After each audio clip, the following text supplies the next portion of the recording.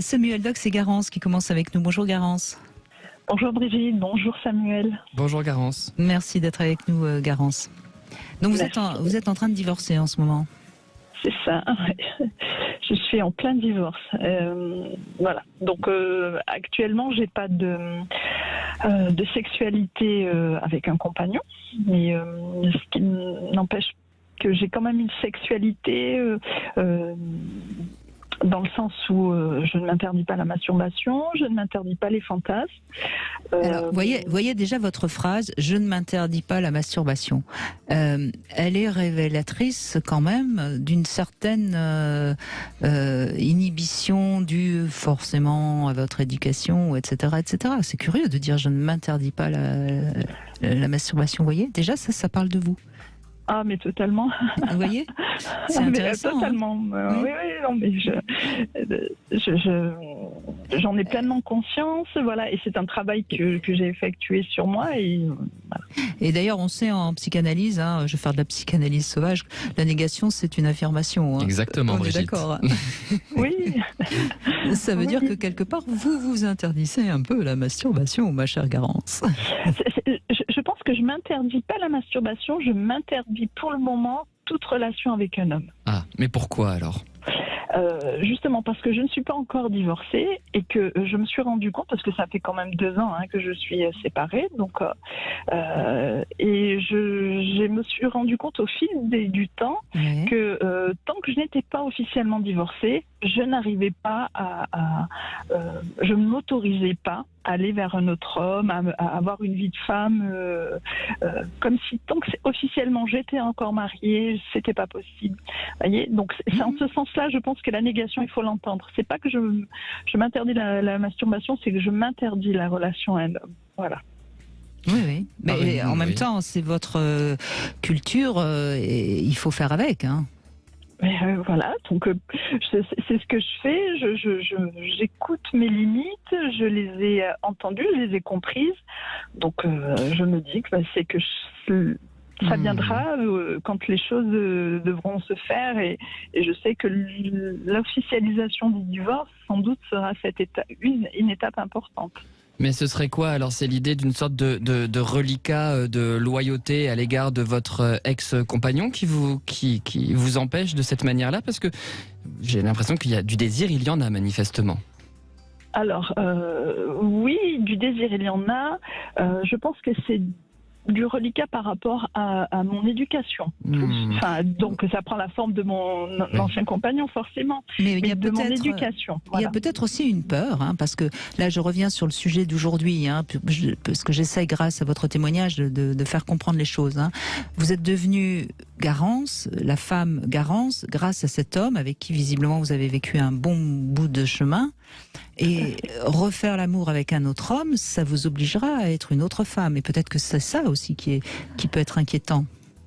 Alors, je pense que c'est pleinement inquiétant dans la mesure où je fais partie de ces femmes qui n'ont eu qu'un seul homme et donc qui est resté 28 ans avec la même personne et que donc il y a une partie de moi qui a évolué en tant que femme, en tant qu'individu, qui va avoir 50 ans et puis il y a cette jeune femme qui est restée, comme je peux entendre parfois dans les personnes qui témoignent par ailleurs, où on est un peu resté figé au moment de la rencontre au même âge. Donc j'ai un décalage psychique entre ce que je suis socialement en tant que mère, en tant que individu, et cette part qui est beaucoup plus intime, mais qui est encore en cours de maturation. Même si, bien évidemment, c'est jamais abouti, mais quand même, il y a des étapes à rattraper, à vivre pour pouvoir. Vous avez bien compris quelque chose d'important, et c'est bien, Garance, parce que vous avez compris que le moi que vous avez construit, il est structuré, il est solide sans doute, mais un peu rigide, et que peut-être, si vous rencontriez un autre homme qui vous bouscule un petit peu et qui vous fait découvrir d'autres choses, il faudra avec souplesse, vous adapter et être une autre femme et peut-être avoir des regards qui vous jugeront. C'est vrai, c'est un parcours. Et puis j'entends ce que finalement je parlais en début d'émission du conflit entre le regard social, vous qui prend la forme de cette éducation dont vous parlez, et le désir individuel. Là, je vois que cette éducation, quelque part, elle sert aussi à faire à donner un visage à votre peur. C'est-à-dire que j'entends que ça vous fait quand même un petit peu peur aussi de rencontrer l'étrangeté du corps de l'autre, non? Alors, peut-être qu'il y a de ça. J'en suis pas certaine de ce point de vue-là. La peur, elle est plus liée à l'image que j'ai de moi. C'est-à-dire que vous voyez, dans l'introduction, là, vous avez parlé de l'amour, et ce mot-là, j'ai bloqué dessus en me disant, mais je n'ai jamais eu... c'est terrible ce que je veux dire parce que je vais avoir 50 ans, mais je n'ai jamais eu dans l'idée que je puisse être quelqu'un que l'on aime. Donc c'est pour ça que j'ai pu accepter énormément de choses, parce que j'étais tellement dans l'idée que je ne suis pas une personne que l'on peut aimer, que finalement c'est pas grave. Si et là, l'idée de l'amour... Garance, vous saviez la peine que j'ai quand j'entends ça. C'est tellement triste. C'est tellement triste que vous puissiez penser ça.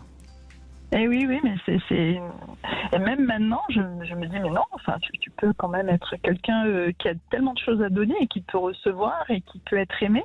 Mais l'idée même de l'amour, pour moi, est presque... L'étrangeté, en fait, elle se situerait dans l'idée de l'amour. Elle n'est pas dans le corps de l'autre, mais dans l'idée de l'amour. Vous voyez ?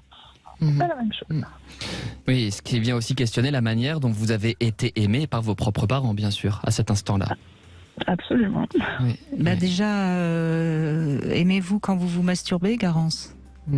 Alors ça c'est quelque chose que je découvre. J'ai appris tout doucement à m'aimer parce que mon corps forcément c'est pas me l'a fait payer au sens quelque chose mais notre corps à un moment donné nous parle et nous parle d'autant plus avec violence qu'on ne veut pas l'entendre. Et ce qui m'a conduit à l'hystérectomie. Donc vous voyez, la violence elle est allée à l'extrême quand même. Et donc j'ai appris forcément au moment où j'ai dû renoncer à un des symboles de la femme, apprendre à me découvrir et à m'aimer. Donc je suis d'abord en train de m'aimer avant de passer au volet suivant qui sera de pouvoir se tourner vers l'autre. Mais pour le moment je fais ce chemin vers moi. Oui, donc profitez de vous et de vous avec vous et soyez douce avec vous. C'est comme ça que ça passera. Parce que c'est cet amour-là qui est important, bien sûr. Bien sûr. Alors moi, il y a quelque chose qui m'accompagne parce que ça fait peut-être 6 ans, 7 ans que je vous écoute quasiment tous les jours. Actuellement, alors que je ne suis pas dans une relation à un autre, je maintiens ce volet de ma vie intime en vous écoutant, même si ça ne donne pas lieu à des masturbations ni rien, mais le fait chaque jour de pouvoir entendre parler de sexualité quel que soit en fait le biais par lequel vous l'abordez, maintient chez moi quelque chose de vivant. Ça participe en fait, c'est pas seulement ça, mais ça participe à maintenir quelque chose chez moi de vivant au quotidien.